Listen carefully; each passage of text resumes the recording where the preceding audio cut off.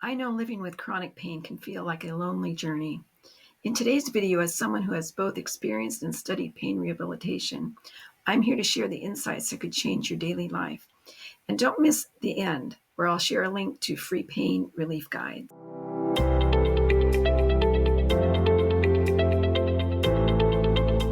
Greetings, it's nice to see you again. Today, I want to broach on the fact that I'm concerned about your quality of life.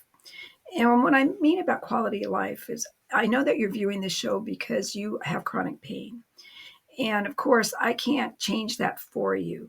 I can educate you about science-based strategies to do, but it's up to you to follow through and use those important strategies in your life.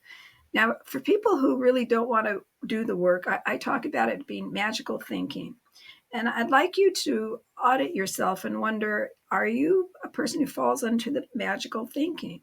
And it's nothing to be ashamed about and feel embarrassed about it, because I also was a person who had magical thinking way back in the day after I was diagnosed with CRPS. As soon as it took a while to get the actual name or a diagnosis of my condition and all the burning I had, and I've shared before about the failed surgery I had that spread the condition. And so it was a slow transition to realize that there's no healthcare provider that was going to do some magic and make me feel better.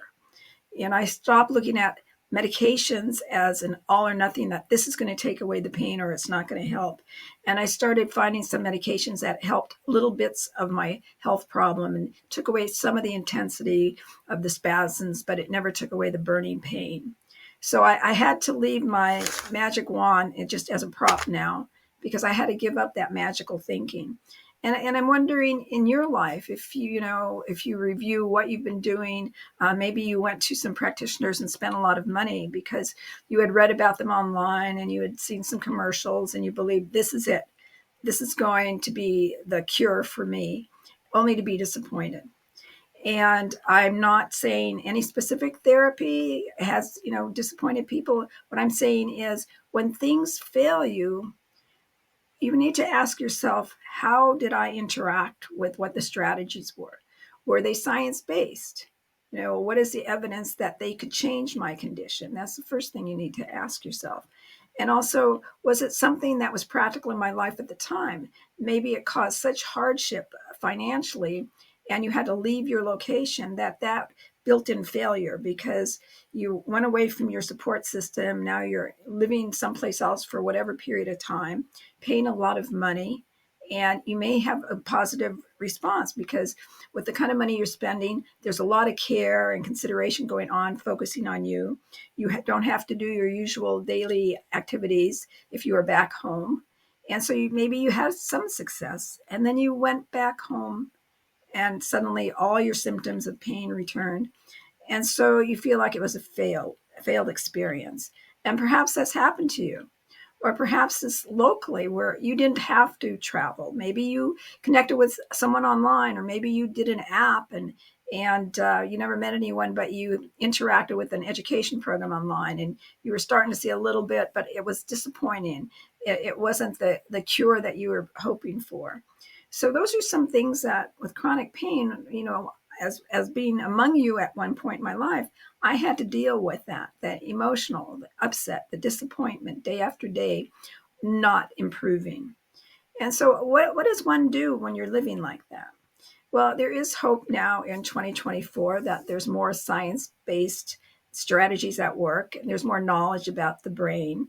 There's more doctors that accept the concept of the biopsychosocial aspect of pain, meaning it's just not all the physiological stuff, but the psychology and your environment, the social, how it can impact your pain.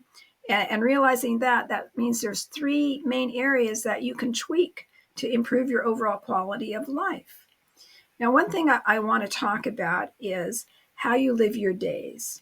And I've talked before in other videos about having purpose.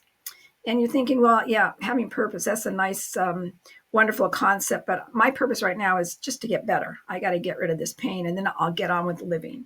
And I fell into that trap when I was in my journey of trying to improve from complex regional pain syndrome.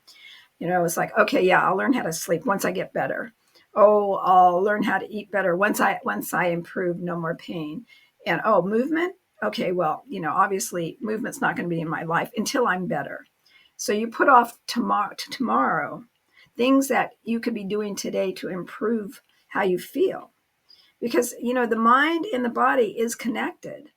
And that's what I find very exciting when I work with people with chronic pain, is that there's always some aspect of their existence that I could help tweak, whether it's how they talk to themselves, getting rid of the self criticism, the perfectionism, and always going for perfection rather than improvement. And that's a biggie. So that's, a mental thing. I talk about establishing a social connection so you're not isolated.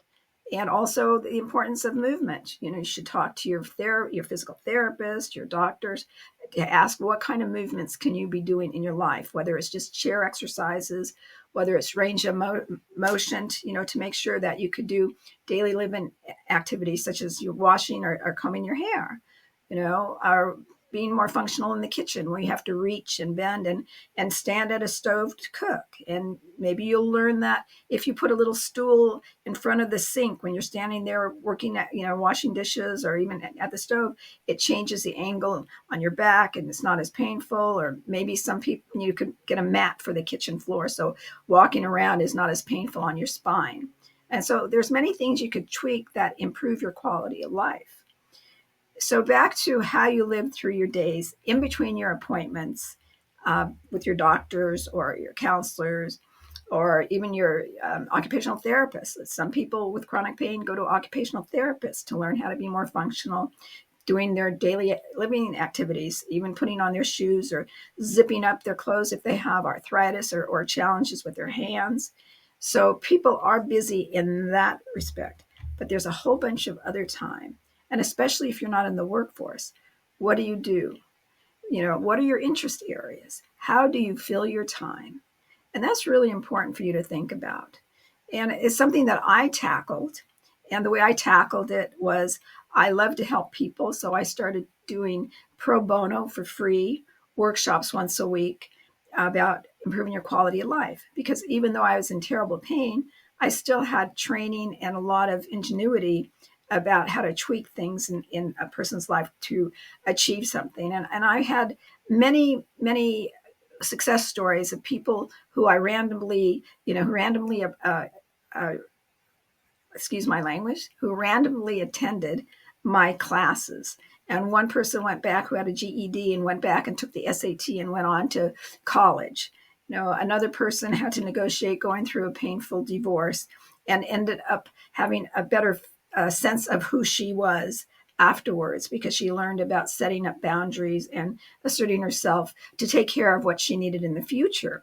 So, all those little things, they're not about pain per se, but they are pain points in people's lives. Frustration about career, like the woman who she felt bad that she only had a GED and she wanted more education. And I helped her discover a pathway to do that, to fulfill her destiny in a more positive way. And the woman who went through the divorce, she ended up having a good feeling about herself, which she transferred to other times in her life when she had to negotiate the work world. There's many little things that make a huge difference in your life. So back again to your days. So I'm going to challenge you to ask you, what will make a difference in your life besides the final cure, the magic cure, which one day perhaps will come your way. But if you're working on yourself, you're going to be feeling much, much better. And that's what I want you to understand, that there's, I advertise my show as, it's a free, no gimmicks, nothing. I want you to reap what your talents are. And I'm not talking about you have to be a writer or an artist. When I say talents, those innate things that you're comfortable doing that make you feel good. Okay. So that's it for today. This is your pep talk. And I want you to know that, I came from nothing. I came from totally decimated, no career, though I did have an education. And I didn't have the use of my dominant hand. And I had to climb back from that hole to become a fully functioning woman. And it took me decades and decades because I didn't have a cheerleader and I had nobody to shine a light to let me know about science-based strategies. And I made a commitment to myself that if the day ever came that I was comfortable enough and I didn't know I'd be pain-free, I would give back to other people so I could turn on the light of knowledge for them and give them hope. So on that note, I'm going to say goodbye for today. If this was helpful, give it a quick like and hit the subscribe button to catch my daily shorts and weekly videos like this one. And here's something special. I personally respond to every comment, so drop your thoughts below. And don't forget to grab your free pain relief guide PDFs at bonnielester.com. Again, that's bonnielester.com.